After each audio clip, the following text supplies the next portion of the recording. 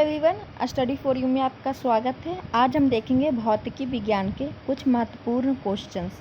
तो आइए हम स्टार्ट करते हैं भौतिकी विज्ञान के कुछ महत्वपूर्ण क्वेश्चन जो हर एग्जाम्स में बार बार पूछे गए हैं। तो बिना देरी के हम स्टार्ट करते हैं क्लास। अगर चैनल पर नए हैं तो चैनल को सब्सक्राइब, वीडियो को लाइक कर दीजिएगा। सोनार निम्नलिखित में से निम्नलिखित द्वारा प्रयोग लाया जाता है। तो सोनार का प्रयोग किस में कौन करता है? तो नौ संचालकों द्वारा यह प्रयोग किया जाता है सोनार का प्रयोग। तो नौ संचालकों द्वारा सोनार का प्रयोग किया जाता है। तो ऑप्शन नंबर डी हो जाएगा। और सोनार से क्या पता चलता है? तो महासागर में जो छिपी हुई वस्तु है उसका पता लगाने के लिए सोनार का प्रयोग किया जाता है। और इसका फुल फॉर्म क्या हो जाएगा? Sound navigation and ragging. आइए देख लेते हैं, इसका डेफिनेशन भी दिया हुआ है। Sonar sound navigation and ragging का प्रयोग नौ संचालकों द्वारा किया जाता है। सोनार की सहायता से महासागर में डूबी हुई वस्तु की स्थिति जानने के लिए उच्च आवृत्ति की प्रश्रव्य तरंगों, ये ध्यान रखिएगा, सोनार में क्या होता है? प्रश्रव्य तरंगों को महासागर की गहराई में भेजा जाता है। ये तरंगे उस वस्तु से टकराकर जो महासागर के अंदर छिपी हुई वस्तु है उससे टकराकर कहता है प्रतिध्वनि के रूप में वापस लौट आती है। उनकी सहायता से महासागर में जो डूबी हुई वस्तु है उसकी वास्तविक स्थिति की जानकारी मिल जाती है। महासागर में डूबी हुई वस्तुओं की स्थिति जानने के लिए निम्नलिखित में से किस यंत्र का प्रयोग किया जाता है? तो आपने अभी देखा है कि हमने बताया था जो महासागर में डूबी हुई वस्तु है उसकी स्थिति का पता लगाने के लिए हम सोनार का प्रयोग करते हैं। ऑप्शन नंबर डी हो जाएगा राइट आंसर। सोनार में हम उपयोग करते हैं, तो हमने देखा सोनार में प्रश्रव्य तरंगों का उपयोग होता है, जो कि प्रश्रव्य तरंगे जाकर टकराकर ध्वनि के रूप में वापस आ जाती है। तो उससे पता चलता है वास्तविक वस्तु की स्थिति। तो ऑप्शन नंबर हमारा सी हो जाएगा, प्रश्रव्य तरंगे। सोनार में हम उपयोग करते हैं प्रश्रव्य तरंगों को। ध्वनि की तीव्रता को मापने वाला यंत्र। तो ध्वनि की तीव्रता को हम मापते हैं ऑडियोमीटर से। जैसे हम कॉल करते हैं ऑडियो फ़ोन, तो ऑडियोमीटर से क्या करते हैं? ध्वनि की तीव्रता मापते हैं। और एनीमोमीटर से हम वायु का वेग मापते हैं, या पवन का वेग भी कह सकते हैं।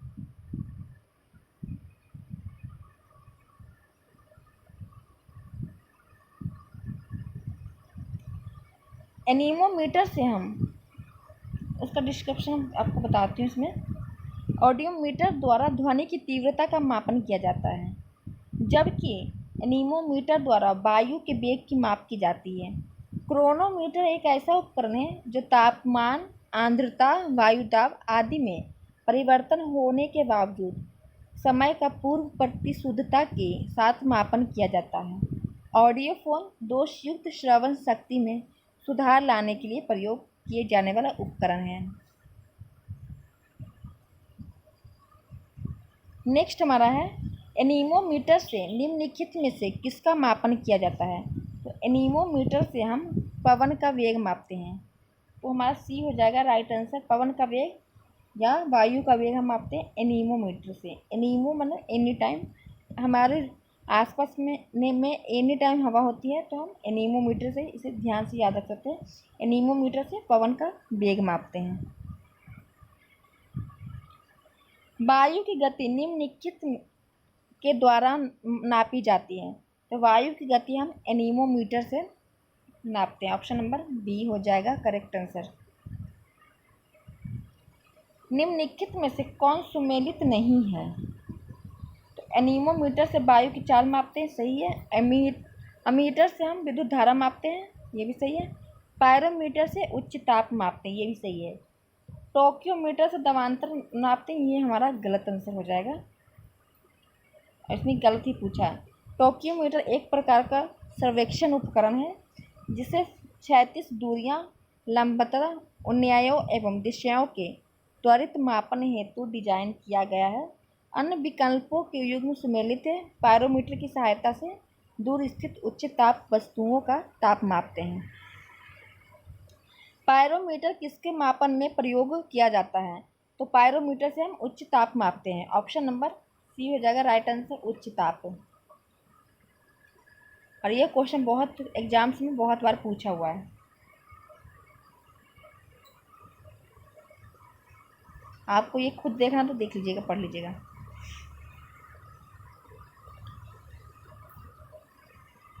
निम्नलिखित संयंत्रों में से किसका उपयोग अत्यधिक उच्च ताप मापने में किया जाता है? तो अत्यधिक उच्च ताप मापने में हम पायरोमीटर का प्रयोग करते हैं। ऑप्शन नंबर ए हो जाएगा हमारा राइट आंसर। निम्नलिखित ताप मापियों में से किसे पायरोमीटर कहा जाता है? तो पायरोमीटर हम विकिरण ताप मापी कहते हैं। ऑप्शन नंबर बी हो जाएगा हमारा राइट आंसर। वह थर्मामीटर जो 2000 डिग्री सेल्सियस मापने हेतु उपयुक्त हो वह है, तो वह क्या है?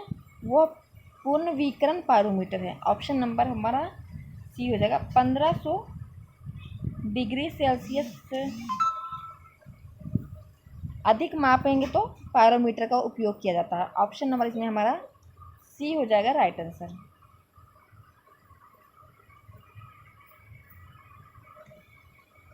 पायरोहीलियोमीटर का उपयोग निम्न में से किसे मापने के लिए किया जाता है?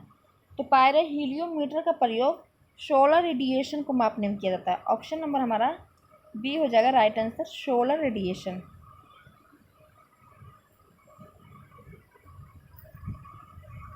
सौर विकिरण को मापने के लिए हम पायरोनोमीटर और पेरिहीलियोमीटर दोनों का उपयोग करते हैं। मैनोमीटर के द्वारा किसकी माप की जाती है? तो मैनोमीटर से गैस का दाब मापते हैं। तो ऑप्शन नंबर हमारा बी हो जाएगा, गैसों का दाब। मैनोमीटर से गैसों का दाब मापा जाता है, तो बी हो जाएगा राइट आंसर।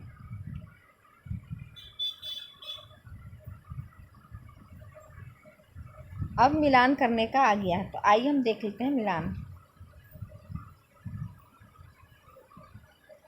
अमीटर से हम क्या, बैरोमीटर से क्या मापते हैं? तो दाब, वायु दाब मापते हैं। तुला से हम भार मापते हैं। हाइग्रोमीटर से सापेक्ष आर्द्रता मापते हैं। अमीटर से हम विद्युत धारा मापते हैं। तो हमारा हो जाएगा 3 4 2 1, 3 4 2 1 हो जाएगा राइट आंसर। 3 4 2 1 हमारा बी में है, तो बी हो जाएगा राइट आंसर।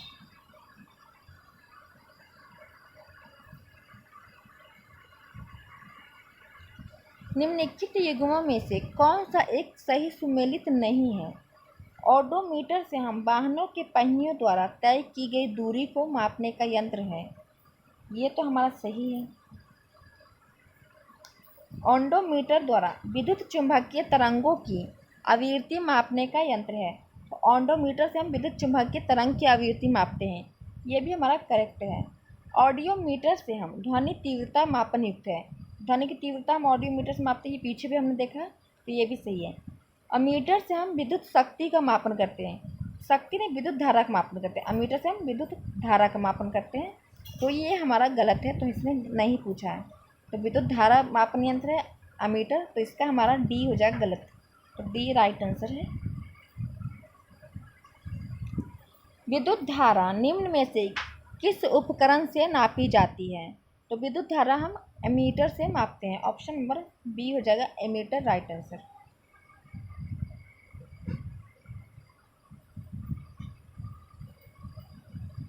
वायुमंडलीय दाब को मापने वाला यंत्र उपयोग किया जाता है। तो वायुमंडलीय दाब को हम मापते हैं बैरोमीटर से। ऑप्शन नंबर बी हो जाएगा राइट आंसर।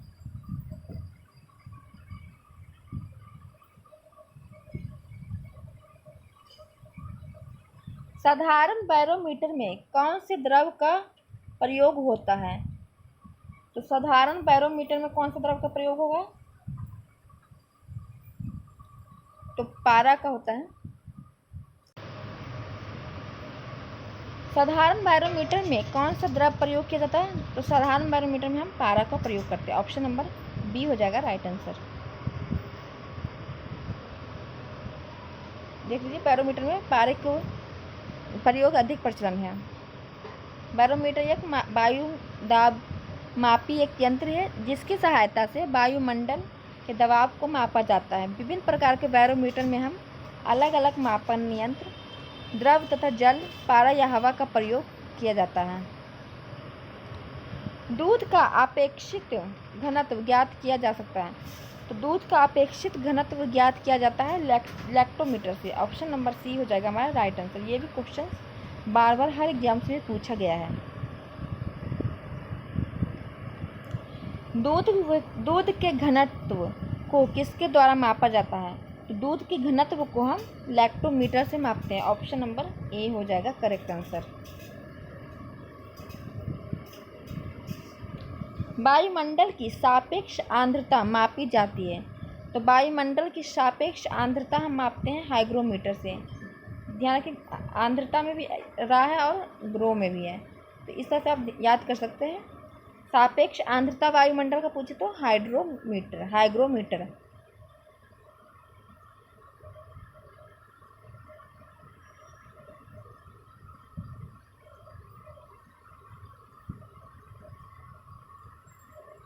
हवा में आर्द्रता को मापने के लिए कौन सा प्रयोग किया जाता है? तो हवा में आर्द्रता मापने के लिए हाइग्रोमीटर का उपयोग किया जाता है। ऑप्शन नंबर हमारा बी हो जाएगा हाइग्रोमीटर राइट आंसर। वायु की आर्द्रता मापने के लिए कौन सा यंत्र प्रयोग में लाया जाता है? तो वायु की आर्द्रता मापने के लिए हम कौन सा लाएंगे? तो हाइग्रोमीटर हमने देखा है। आर्द्रता पूछे तो हाइग्रोमीटर, तो ए हो जाएगा राइट आंसर। हाइग्रोमीटर से मापा जाता है, तो हाइग्रोमीटर से हम आर्द्रता मापते हैं। ऑप्शन नंबर ए हो जाएगा। आर्द्रता जहाँ पे है वहाँ हाइग्रोमीटर, तो ए हो जाएगा करेक्ट आंसर। आर्द्रता को मानांकित करने का उपकरण निम्न में से कौन सा है? तो आर्द्रता कहीं भी देखे तो आप हाइग्रोमीटर आंख बंद करके लगा सकते हैं। ऑप्शन नंबर डी हो जाएगा करेक्ट आंसर। आर्द्रता किस उपकरण से मापी जाती है? तो हाइग्रोमीटर। ये क्वेश्चन बहुत बार एग्जाम से पूछा गया है, इसलिए बार बार क्वेश्चन आ रहा है।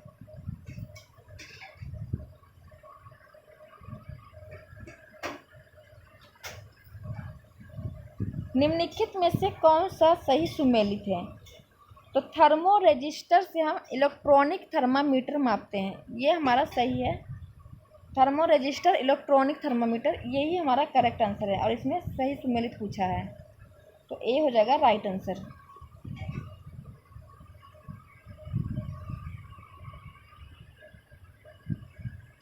इसमें मिलान करने का है। स्टेथोस्कोप से हम क्या मापते हैं? स्टेथोस्कोप से हम हृदय की गति मापते हैं। स्फिनोगोमेनोमीटर से हम क्या मापते हैं? तो रक्तचाप मापने का प्रयोग करते हैं। जो बीपी जांच होता है वो स्फिग्नोमीटर से ही जांच होता है, तो स्फिग्नोमीटर से हम रक्तचाप मापते हैं। कैरोटोमीटर से हम सोने की शुद्धता मापते हैं और लैक्समीटर से हम प्रकाश की तीव्रता मापते हैं। तो हमारा इसमें से हो जाएगा 3 4 2 1 3 4 2 1 3 4 2 1 है हमारा सी हो जाएगा राइट आंसर। रक्त दाब मापने का यंत्र का नाम बताइए। जो रक्त दाब होता है, ब्लड प्रेशर जो हम मापते हैं बीपी, वो स्फिग्नोमीटर से मापा जाता है। ऑप्शन नंबर बी हो जाएगा करेक्ट आंसर। भूकंप की तीव्रता का मापन किया जाता है।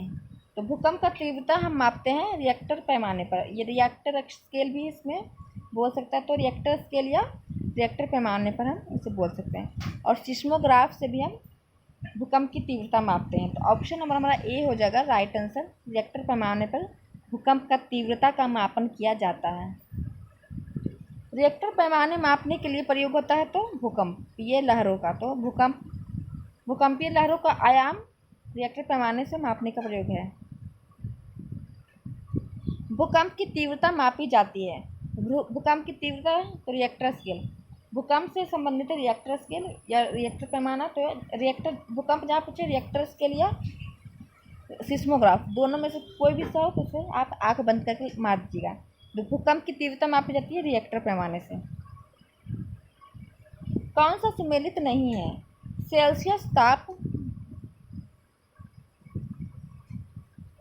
सेल्सियस से हम ताप का पता लगाते हैं, ये सही है। किलोवाट आवर से हम विद्युत का पता लगाते हैं। RH गुणांक रक्त से संबंधित है। और रिएक्टर पैमाना आर्द्रता नहीं, आर्द्रता से हाइग्रोमीटर संबंधित है। रिएक्टर पैमाना से हमारा भूकंप की तीव्रता संबंधित है। तो भूकंप की तीव्रता होता तो करेक्ट आंसर होता। तो हमारे इसमें गलत पूछ रहा है, कौन सा सुमेलित नहीं है, तो डी हो जाएगा राइट आंसर। डी सुमेलित नहीं है, तो राइट आंसर डी। ताप के निम्नलिखित में से किस पैमाने में ऋणात्मक मान नहीं होता है? ताप में हम केल्विन में कभी भी ऋणात्मक मान नहीं होगा, तो ऑप्शन नंबर सी हो जाएगा केल्विन। ताप के निम्नलिखित में से किस पैमाने में ऋणात्मक मान नहीं होगा, तो केल्विन में नहीं होगा।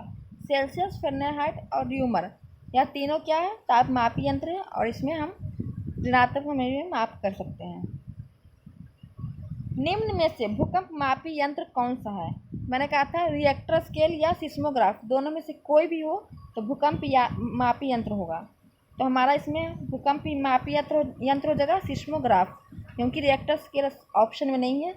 सिस्मोग्राफ या रिएक्टर स्केल में दोनों में से एक ही ऑप्शन रहेगा, तो आप दोनों में से कोई सा भी हो तो राइट आंसर लगा सकते हैं। तो भूकंप मापी यंत्र सिस्मोग्राफ।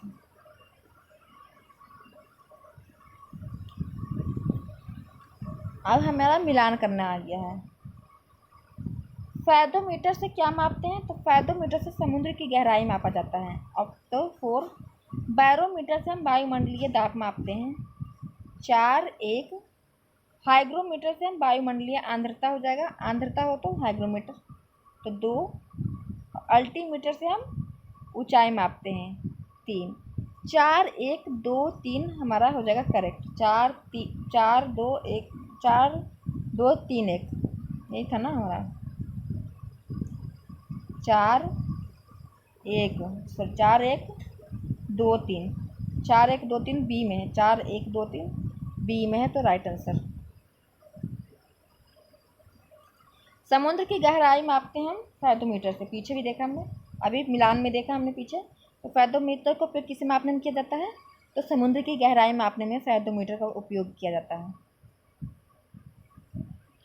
फिर से मिलान है, तो हम आइए देख लेते हैं, मिलान कर लेते हैं।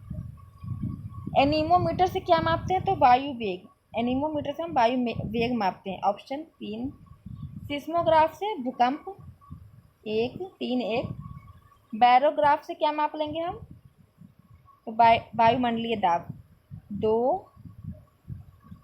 हाइग्रोमीटर से आर्द्रता 4। 3 1 2 4 3 1 2 4 डी में है। 3 1 2 4 राइट आंसर डी हो जाएगा हमारा करेक्ट आंसर।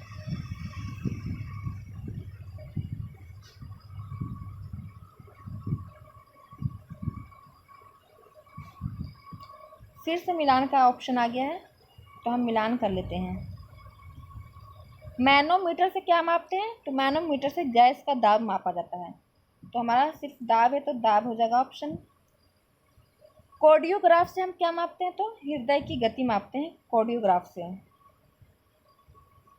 और कैवियोमीटर से क्या मापते हैं? तो इसे पूछे सही सुमेलित नहीं है। सिस्मोमीटर, सिस्मोमीटर से इसमें हो जाएगा डी राइट हमारा। सिस्मोमीटर से हम पृष्ठ तल की वक्रता नहीं मापते हैं। कार्ब्यूरेटर से हम आंतरिक दहन का इंजन मापते हैं। मैनोमीटर से गैस का दाब, कार्ब्यूरेटर से आंतरिक दहन का इंजन, और कार्डियोग्राफ से हृदय गति। तो इसमें सही सुमेलित नहीं पूछा, तो हमारा सिस्मोमीटर हो जाएगा राइट आंसर। सिस्मोमीटर से हम भूकंप की तरंगें मापते हैं, हमने देखा था। सिस्मोग्राफ या सिस्मोमीटर होगा तो भूकंप से संबंधित है। निम्नलिखित में से किसके मापन में फोनोमीटर का प्रयोग किया जाता है? तो फोनोमीटर का प्रयोग हम किसके मापन में करते हैं? तो प्रकाश के चमकीलेपन की क्षमता। फोनोमीटर से हम प्रयोग करते हैं ध्वनि की तीव्रता। ध्वनि की तीव्रता ऑप्शन में है ही नहीं।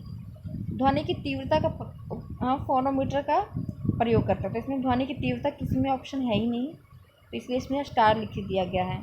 तो आप ध्यान रखिएगा, फोनोमीटर का प्रयोग ध्वनि की तीव्रता मापने में किया जाता है। ध्वनि की तीव्रता एवं स्पंदन आवृत्ति के मापने में किया जाता है। झूठ का पता लगाने वाला यंत्र किस नाम से जाना जाता है? तो झूठ का पता लगाने के लिए पोलोग्राफ यंत्र का उपयोग किया जाता है। और पोलोग्राफ का उपयोग अमिताभ और श्रद्धा के केस में अमिताभ के द्वारा भी किया गया था झूठ का पता लगाने के लिए। तो अमिताभ को भी पोलोग्राफ का टेस्ट देना पड़ा था। झूठ का पता लगाने के लिए कौन सा यंत्र के नाम से जाना जाता था? पॉलीग्राफ। तो ऑप्शन नंबर पॉलीग्राफ ए राइट आंसर हो जाएगा।